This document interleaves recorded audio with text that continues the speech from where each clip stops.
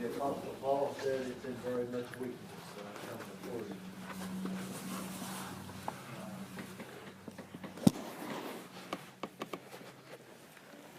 But I kind of remember the words of the Lord that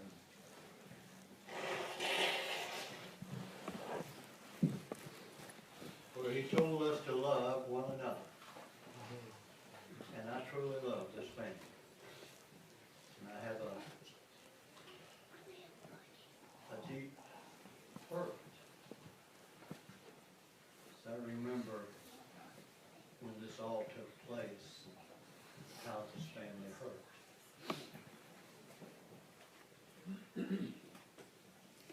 But he said, Paul said, you don't have to tell them to love me because they're born of that love.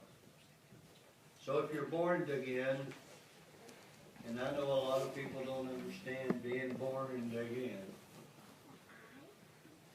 but the writer Nicodemus, he wanted to be born. He wanted this. How can you be born again? How can you be born again? How could Amy be born again? You see, she had to be born again. The life that she was living at this point wasn't a life, but at the same time, it gave her time. Gave her time to call on God. Now, I visited her several times back when Brother Freddie was living, and I didn't think she'd make it a month. But God seemed fit to allow her to live almost 10 years. Why? Why did God allow her? Someone else that may have died instantly. Now why did God say, Amy, I'm going to let you live? You see, God's the one that makes the choice. So when God decided for Amy to live, because there was a day out there that God knew, as she said, I pray. I pray. Just a little simple word. But has so much power. I pray. Another time she said, I'm happy. She wasn't happy because she was out in a party or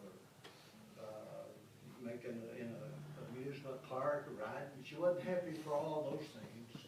She was happy because she had a connection with heaven. She had a connection. And I'm glad, now I may not be able to preach, I don't know, but I'm glad that God is still God. He's the one that calls. He's the one that rejects. I hear the Bible telling us in Jesus' word, Jesus talking, and he said there was as he was going through this land, see, he went through this land and he was healing whomsoever he would. He was saving those at the point of the time when he was to die on the cross and the blood was to shed, the Spirit was to go. But anyway, this man that was a leopard, death was there. Kind of reminded me when I read that a while back, and I thought about it, just how it reminded me of her. She was troubled waters. We sing a song of that effect. But this man began to cry out, and he said, Lord, if thou wilt. See, God didn't want, he don't want us to tell him what to do, but he said, when you pray thy will be done. So, Amy, died to this earth. But the most important death that she had was the day that when she said, I pray. What are you praying for, Amy? Praying that God will come into my life, that He will send something down inside of me that will cause me to enjoy just a little bit of my life. And above all, when I die, that God will allow me to look up and see what I'm going to. And when I close my eyes in death, and then and there will there be angels coming after me, and God He'll call, and when He calls, I'm going to answer that call. But until then, Lord, just give me a little peace. That's all she wanted. She wasn't looking for money. She wasn't looking for anything in this world. But she wanted something, and it's the day when God decided now it's time. It's time for her to come home, and the best day of her life, as Brother Chuck said, was the day of her death.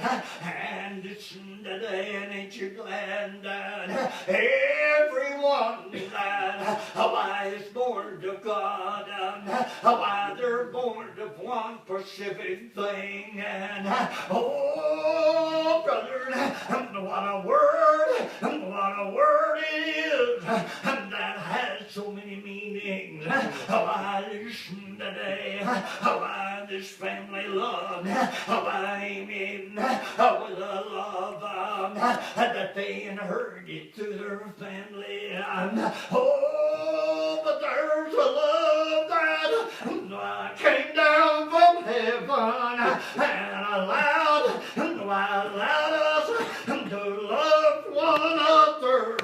And so then today, if God teaches you how to love one another, let me tell you today that you better be loving, because the time is coming that you'll be lying there around where she's at. Oh, brother, why no wonder why the men will stand down, gazing into the heavens and seeing Jesus taking his flight and going into heaven. No wonder they were gazing into that place, and there was some angels outside, men dressed in white, and the one did they say,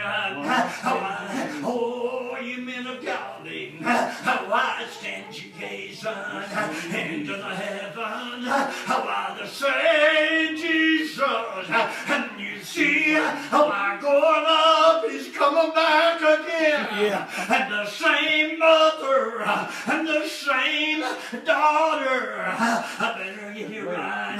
Why the same one, and that, why the other day when God called, why there was a part of her that just moved down, and you couldn't see it.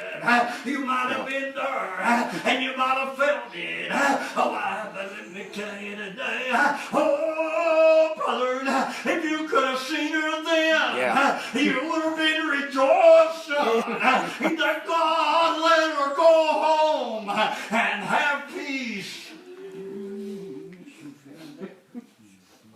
God knows our problems. You know, one time Jesus was down in the bottom deck of a ship, and they were traveling, going somewhere in this particular passage. But anyway, he was in the bottom deck, and on their way there came waves, begin to come over the ship, begin to come over, and I listened today, and they begin to get scared, and my brother, and the wind begin to blow, and It was a terrible time that God caused to come upon them. Oh, brother, and they woke him up. Oh, I'm glad you called, and I'm glad that he called and she answered. And Jesus, when they woke him up, he come up, and I can almost see him while standing there. Oh, brother, while looking out over the sea. And the Bible says that the sea represents a sea of people. And listen to that, looking out while over the sea. And oh, brother, and he said, be still, Amy. I'll come after you to take you home. And don't worry now. Don't worry about Amy. Worry about yourself. If you've not made peace with God, you need to get busy because the time is coming and it will soon be here when this world is going to come to an end. And you might say, I don't believe that. It's been said for years and years, but one day is with the Lord, and it's as 1,000 years and 1,000 years is one day. So you see, time was given to us to use wisely. God don't need time. Time, my brother. Oh, God, they begin to cry out. What manner of man is this, that even the sea and the wind obey? What manner of man is he today? Ask yourself a question. What manner of man is he that even controls all these things? There's a lot of things happening today that never happened before, but there's a lot of things that's happened today that happened years ago. Oh, son, one of these days when we look up and there'll stand Jesus on the cloud of glory, and he'll come to take his church home. They ain't going to church. God's going to come to take that church home. Now, I'm speaking as an allegory from everybody that's born to God, who's been born right in here. And we've always preached that. We've always preached, and Jesus did, that if you accept you're born again, you can't go to heaven. Now, we all know what, if Mommy says, I'm going to whip you again, well, you know that's another whipping. You've already had one. So, Jesus said a man must be born again. So he's already been born once. So what do you mean? Well, Jesus, when he was born the first time, he was born a natural person. Just a little baby, had to grow. Now, has to be born again. A new life. When you're born, there's a new life in this world. When you're born the first time, people just love to get a hold of that baby, I seen. When they get a hold of a new life, it just makes them want to rejoice. Now you must be born again. So the new life, the old life is cast out. The new life comes in. I'm happy. I pray that you will pray. And if you pray from the heart, God will come in and cast out the first life that was in there. And I'm kind of like, well, I don't have time for all that. But anyway, God is still God. Just if you believe that God had the power to roll back body of water like a sea, or if he had the power. Some scientists, some of them's trying to prove it was just up in the headwaters and it wasn't much. But if he had the power to roll that back and congeal it, God is still God.